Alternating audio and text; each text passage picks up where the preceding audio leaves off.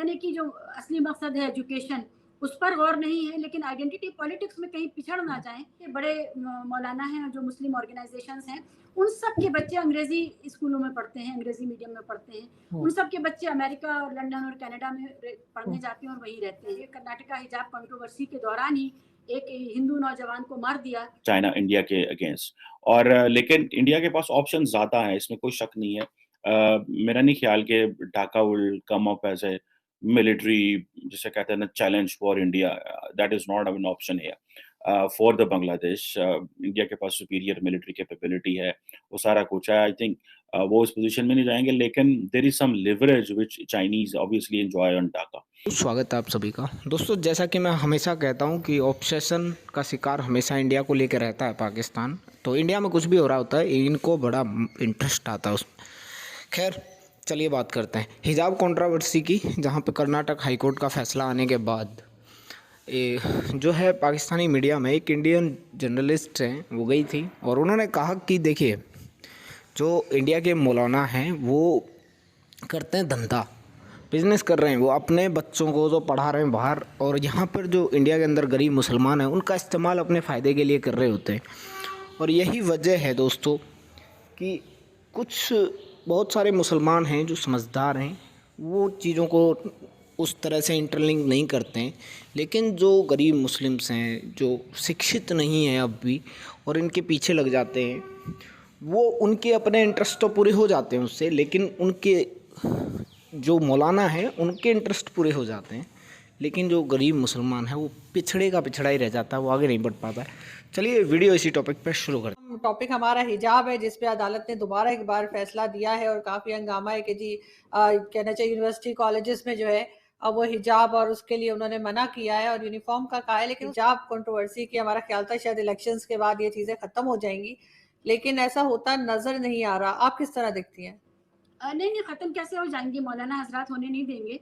अभी आज ऐलान हुआ है कि लखनऊ के एक मौलाना हैं फ़िरंगी महली साहब, उन्होंने कहा है कि वो कर्नाटका बंद, मतलब उत्तर प्रदेश और कर्नाटका में कई 100 मील का फ़ासला है। तो कर्नाटका बंद का कॉल दिया है उन्होंने। और कर्नाटक में इसी साल अक्टूबर-नवंबर में इलेक्शंस होने हैं। तो पता नहीं कौन चाबी भरता है इनकी, लेकिन वो चाबी भरी हुई है और वो कर्नाटका बंद का एहतमाम कर रहे हैं कल। अल्लाह से दुआ है कि वो शांतिपूर्ण रहे, उसमें कोई अनासिर इस तरह के उसका फ़ायदा ना उठाएँ और वहाँ किसी भी तरह की लॉ एंड ऑर्डर की सिचुएशन ना पैदा हो। लेकिन मौलाना नहीं होने देंगे, आप यकीन करें। लेकिन शीबा, ये इस तरह का बिहेवियर क्यों है? अगर हम इधर साउथ एशिया की तरफ ही सिर्फ हिंदुस्तान, पाकिस्तान के मुसलमानों की अगर बात करें, तो ये एक नॉन इश्यू को इश्यू बना देते हैं या इतना ज़्यादा मतलब इवन मुझे इजिप्ट का एम्बेसडर यहाँ पे जो थे कुछ साल पहले तक उनसे बात हो रही थी, तो वो बता रहे थे अपने ऑफिस का पाकिस्तान में। वो उन्होंने अपने ऑफिस बॉय को कोई काम दिया या ऑफिस एम्प्लॉय को कोई काम दिया, तो वो कहने लगा कि काम उसने लेके और कहने लगा इंशाल्लाह। तो कहता है कि ये पाकिस्तानी इंशाल्लाह बोलते हैं, उसके बाद काम नहीं करते। तो उसने उससे कहा नो नो इंशाल्लाह, करना है या नहीं करना है ये बता दो। तो ये एक चीज़ है कि हम लोग बहुत रिलैक्स रहते हैं, हम हर चीज़ को जैसे मैंने कहा नॉन इश्यूज़ को इश्यूज़ बना देते हैं। उसके बाद हम कहते हैं जी इस्लामोफोबिया चल रहा है। इस तरह के क्यों है? देखिए, जो कर्नाटक का हिजाब कंट्रोवर्सी है, हुँ। उसमें ये रवैया भी हो सकता था कि बच्चियाँ जो हैं वो जा रही हैं सुप्रीम कोर्ट, लेकिन इस बीच उनके एग्ज़ाम्स भी हैं। यानी कि जो असली मकसद है एजुकेशन, उस पर गौर नहीं है, लेकिन आइडेंटिटी पॉलिटिक्स में कहीं पिछड़ ना जाएँ, इस पर बहुत उनको इसरार है कि ये नहीं होना चाहिए। क्योंकि बड़ा रवैया उन्होंने देखा कि अपनी औरतों के साथ नाइंसाफ़ी करने पर आमादा समाज है। और सिर्फ ₹175 की वो जो माहाना पेंशन है महीने की, एलिमनी है, वो देने को तैयार नहीं है उस बुज़ुर्ग खातून को जिसने 5 बच्चे उस शौहर के पैदा किए, पाले-पोसे, और अब वो 3 तलाक दे कर के फ़ारिग हो जाना चाहता था। तो मामला इतना ज़ंगीन था ये कि पूरे कम्युनिटी ने, हिंदुस्तान की कम्युनिटी ने इसको नोटिस लिया और उससे एक बहुत इमेज, जिसको हम कहते हैं, हम एक इमेज डेफिसिट में चले गए। बड़े मौलाना हैं जो मुस्लिम ऑर्गेनाइजेशंस हैं, उन सब के बच्चे अंग्रेजी स्कूलों में पढ़ते हैं, अंग्रेजी मीडियम में पढ़ते हैं। हुँ, उन सब के बच्चे अमेरिका और लंदन और कनाडा में हुँ। पढ़ने जाते हैं और वहीं रहते हैं।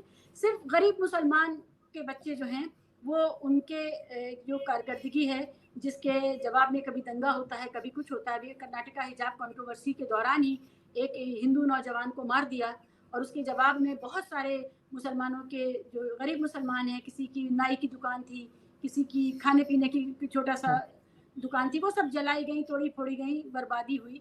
तो ये सब गरीब मुसलमान झेलता है। और जो बड़ी दाढ़ी टोपी वाले और बहुत लगदक में रहने वाले और लैंड क्रूजर से चलने वाले मौलाना हैं, वो हमेशा महफूज रहते हैं। उनके बच्चे बहुत दूर हैं इस खलफिशार से, वो हमेशा महफूज रहते हैं। थी 3 तलाक से जो परेशान महिलाएं थी, जो पॉलीगैमी से परेशान महिलाएं हैं, और इसी तरह की दीगर चीज़ों से, ये कंज्यूमर ग्रीवेंस है। वो ये कह रही है कि बॉस, हम आपकी खराब पॉलिसीज का शिकार हैं, आपको हमारी बात सुननी होगी। और ये जो बात है, इससे इन लोगों की खासी फजीहत हो गई है। तो ये पूरा मामला है कि पीसफुली, बजाय इसके कि हर मसले का पीसफुल हल निकाला जाए, कर्नाटका हिजाब कंट्रोवर्सी में जो कॉलेज डेवलपमेंट काउंसिल है, सीडीसी है, उससे बात की जाती है और ये बड़ा लोकल मामला था, वहीं पर हल कर लिया जाता है। बात बताऊं आपको, 2016 में बांग्लादेश ने एक जो है वो 2 सबमरीन चाइना से ली थी ताकि अपनी नेवल कैपेसिटी को बढ़ा सके। उस वक्त 2016 की बात कर रहा हूं, तकरीबन 203 मिलियन डॉलर की वो थी। और दूसरे मजे की बात यह है कि ये और भी बहुत सारा डिफेंस इक्विपमेंट जो है उन्होंने खरीदा, जिसमें ट्रेनर एयरक्राफ्ट हैं, नेवल फ्रिगेट्स हैं। और अब एक और है कि F-90 जो मिसाइल जो भी चाइना ने सप्लाई किया हुआ है, और उसमें कोई टेक्निकल प्रॉब्लम आ गई। ये आपको पता है कि अक्सर चाइनीज प्रोडक्ट्स में टेक्निकल प्रॉब्लम आ जाते हैं। और ये जो F-90 मिसाइल जो है, जो सिस्टम जो सप्लाई किया चाइना ने, इसमें भी आ गए। पाकिस्तान में भी अक्सर वो जो चीज़ें हम चाइना से लेते हैं उसमें ये मसाइल पैदा होते हैं। ये चाइना कब तक इस मसले को हल कर लेगा, ये बहुत इंपॉर्टेंट क्वेश्चन है। अगर इन्होंने ना हल किया तो जिस तरह देखें, इंडिया समझता है राफेल लेना चाहिए। हमने तो J-10 सी ले लिया क्योंकि हमारे पास और कोई चॉइस नहीं है। ना हमें किसी ने और देना था, ना हमारे साथ किसी ने पैसों का इधर-उधर कुछ करना था। खैर एनी हाउ, ये जो मिसाइल फैसिलिटी है और ये जो मिलिट्री एंगेजमेंट्स हैं, ये बेसिकली एक साइकोलॉजिकल वॉरफेयर है इंडिया के ऊपर, चाइना की। और ये जो साइकोलॉजिकल वॉरफेयर है, ज़ाहिर बात है कि जैसे कहते हैं ना, कि जैसे मैं पहले कह रहा था कि रशिया नहीं चाहता कि नेटो जो है उसके बॉर्डर पे आ जाए। And obviously India will not like that China to encircle them. जैसे for example, two front war की तो बात करते हैं कि जी ठीक है जी, 1500-1600 किलोमीटर लंबा पाकिस्तान का बॉर्डर है। एक साइजेबल सेक्शन ऑफ जो बॉर्डर है वो चाइना के साथ भी है। उधर बांग्लादेश भी साथ मिल जाए। उधर चाइनीज़ जो है वो काम कर रहे हैं उसमें श्रीलंका वगैरह के साथ। लेकिन श्रीलंका तो इस तरह नहीं कर रहे बेचारा, श्रीलंका तो बैंकरप्ट हो रहा है। मैं देख रहा था कि श्रीलंकन जो फाइनेंस मिनिस्टर है वो तो कोई $1 बिलियन का पैकेज लेने के लिए दिल्ली में बैठे हुए हैं। So this is the leverage which new Delhi has basically on other countries. और ये अब आप देख लें कि खित्ते के ममालिक में खास तौर पे लेकिन चाइना सिग्नलिंग कर रहा है इंडिया को। जितना चाइना के पास वाफर पैसा है, इंडिया के पास उतना वाफर पैसा नहीं है, इसमें तो कोई शक नहीं है। और चाइना जो है वो क्योंकि बड़े लेवल का खिलाड़ी है, लेकिन इंडिया एट लीस्ट रीजनली जो चाइना को वो काउंटर करना चाहता है, they want to do it, China India के अगेंस्ट। और लेकिन इंडिया के पास ऑप्शन ज़्यादा है, इसमें कोई शक नहीं है।